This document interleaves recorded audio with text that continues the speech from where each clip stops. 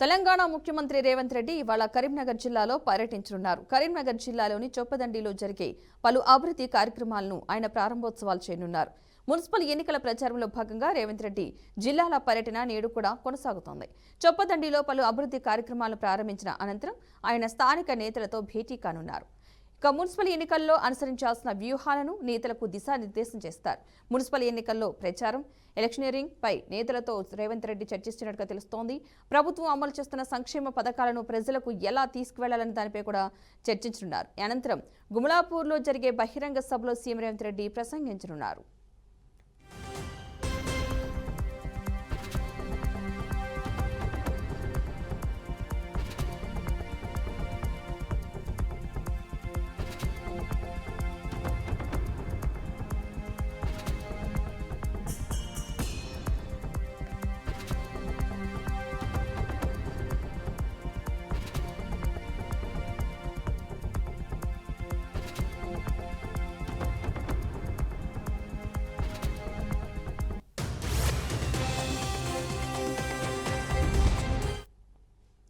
తెలంగాణ ముఖ్యమంత్రి రేవంత్ రెడ్డి ఇవాళ కరీంనగర్లో పర్యటించనున్నారు. కరీంనగర్ జిల్లాలోని చొప్పదండిలో జరిగే పలు అభివృద్ధి కార్యక్రమాలకు ఆయన ప్రారంభోత్సవం చేయనున్నారు.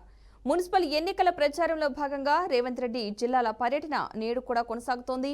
చొప్పదండిలో పలు అభివృద్ధి కార్యక్రమాలను ప్రారంభించిన అనంతరం ఆయన స్థానిక నేతలతో భేటీ అవుతారు. మున్సిపల్ ఎన్నికల్లో అనుసరించాల్సిన వ్యూహాలను నేతలకు దిశానిర్దేశం చేస్తారు.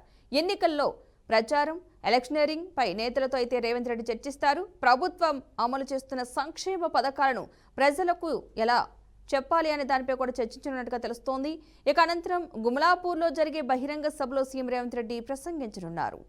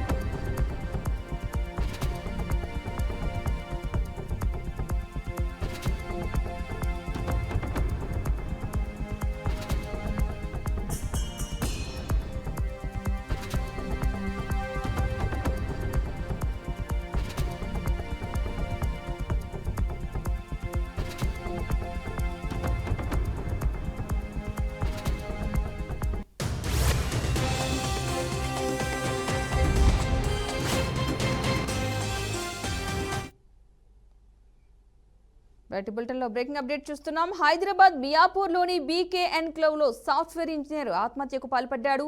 పని ఒత్తిడి తట్టుకోలేక బలవర్మరణం చెందినట్లుగా తెలుస్తోంది. ఏపీ అమలాపురానికి చెందిన సతీష్ గచ్చిబౌలిలోని ప్రముఖ ఐటీ కంపెనీలో పనిచేస్తున్నట్లుగా సమాచారం. ఏడాది క్రితం సతీష్ వివాహం చేసుకున్నట్లుగా తెలుస్తోంది. సమాచారం అందుకున్న పోలీసులు ఘటనా స్థలానికి చేరుకుని పరిశీలించారు. పోస్టుమార్టం నిమిత్తం ఆసుపత్రికి తరలించారు. సతీష్ ఆత్మహత్యపై పోలీసులు కేసు నమోదు చేసి దర్యాప్తు చేస్తున్నారు.